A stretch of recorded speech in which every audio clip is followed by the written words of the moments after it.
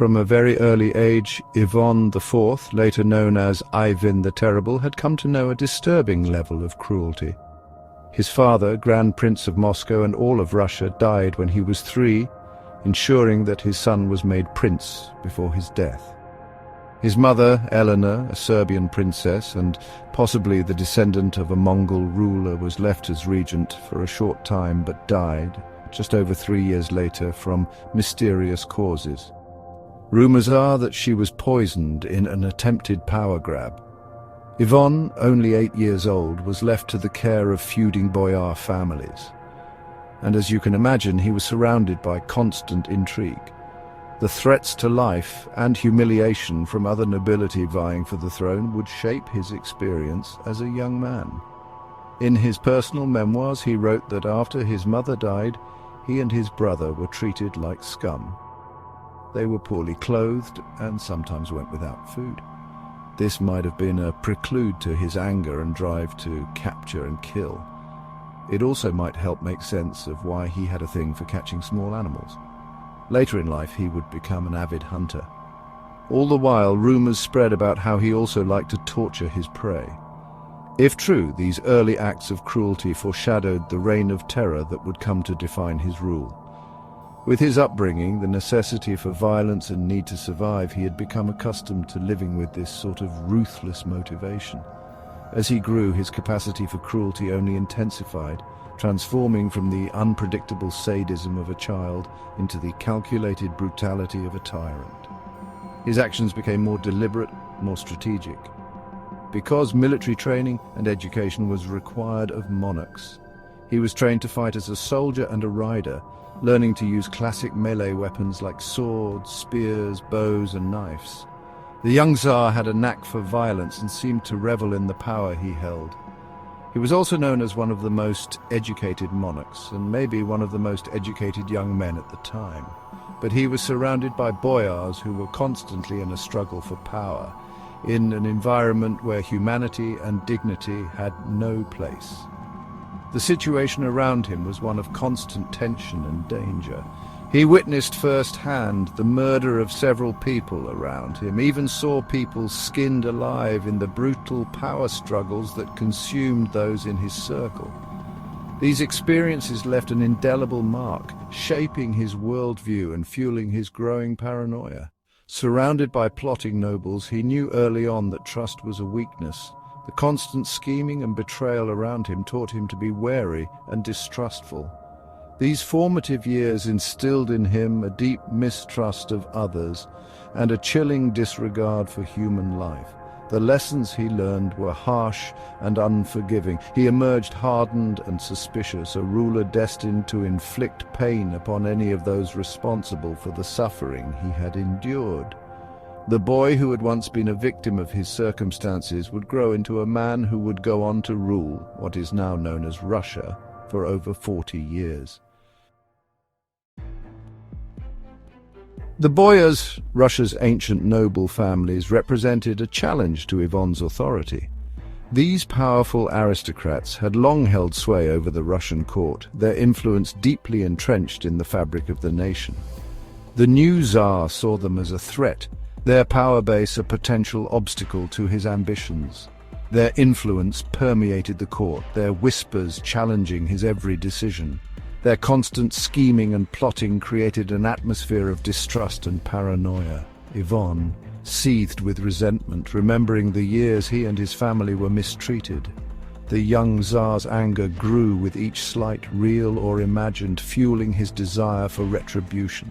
He would make them pay for their insolence, their blood a sacrifice to his burgeoning tyranny. But his wrath was not just a personal vendetta, it would be a calculated move to consolidate his power. At the age of 16, he crowned himself Tsar, and in the following years orchestrated a brutal crackdown on his enemies. He began to accuse the boyars of treason, their wealth and influence a convenient justification for their elimination. The charges were often fabricated, but they served their purpose. Those who dared to oppose him were swiftly dealt with, their lands seized and their families destroyed. The boyars' estates were confiscated, their homes ransacked and their legacies erased. His methods were as ruthless as they were effective, sometimes using rape or public execution, often in the most violent ways. Impalement and beheadings were a common occurrence. He sometimes boiled his victims alive, then put them in cold water so he could peel their skin off. There's a story that he once ordered a man to be sewn into a bear's skin and then mauled by dogs. The Tsar loved his dogs. These acts sent a clear message to any who dared to question his authority. His brutal tactics ensured that fear would keep the nobility in check.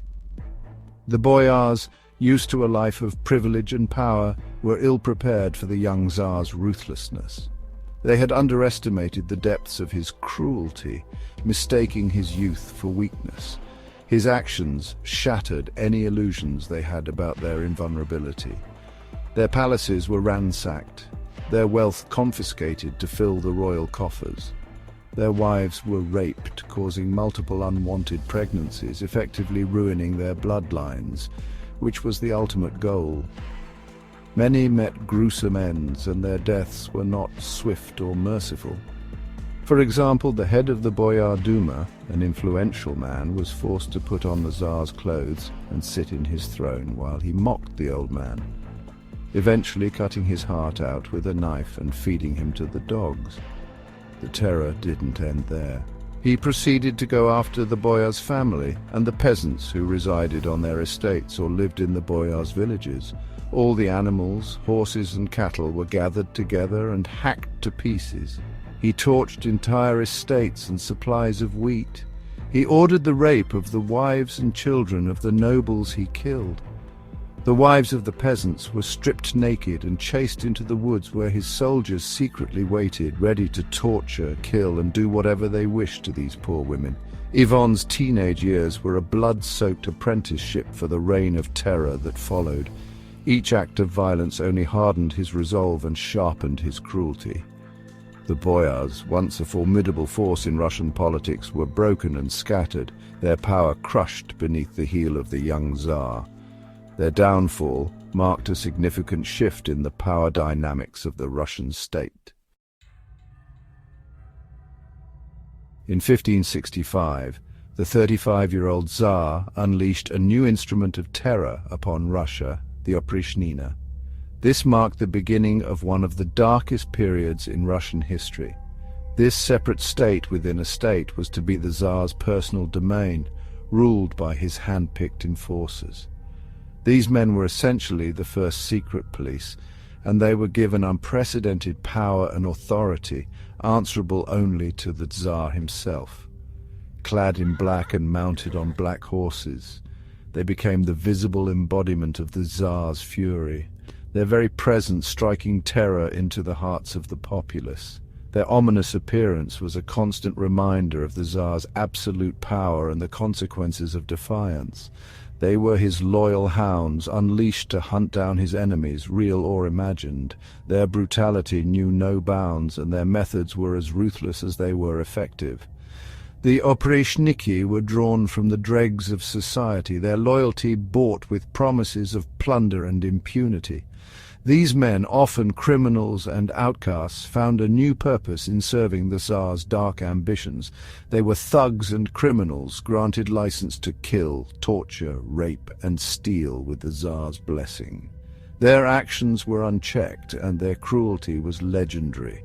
Their symbol, a severed dog's head mounted on their saddles, served as a chilling reminder of their purpose, to sniff out treason and tear at the Tsar's enemies. This gruesome emblem was a stark warning to all who might oppose his rule. A broom, also displayed prominently, symbolized their mission to sweep away all opposition to the Tsar. This dual symbolism of the dog and the broom encapsulated their role as both hunters and cleaners of the Tsar's realm. It was a reign of terror within a reign of terror, a nightmare unleashed upon the Russian people. The fear and suffering it caused were immeasurable, leaving a lasting impact on the collective memory of the nation. They were given free rein to terrorize the population.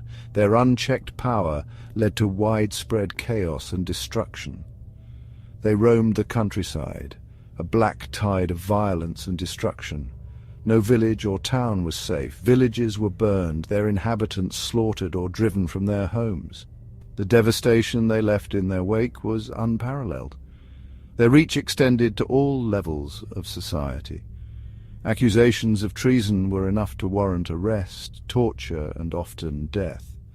The mere suspicion of disloyalty could seal one's fate.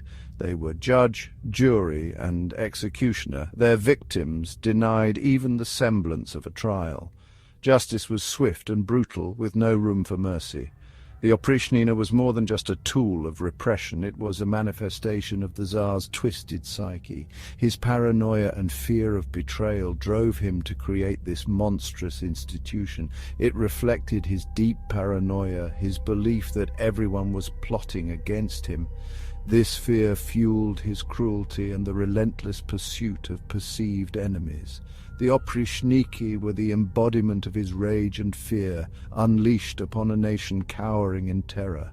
Their actions were a direct extension of his own inner turmoil.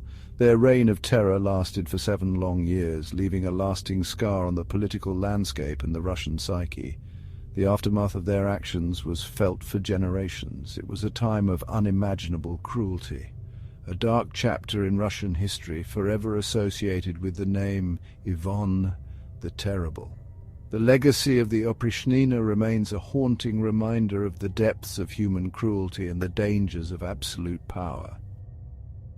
If you like this video, then please leave a comment below and don't forget to like and subscribe. We'll have more like this coming out in the future.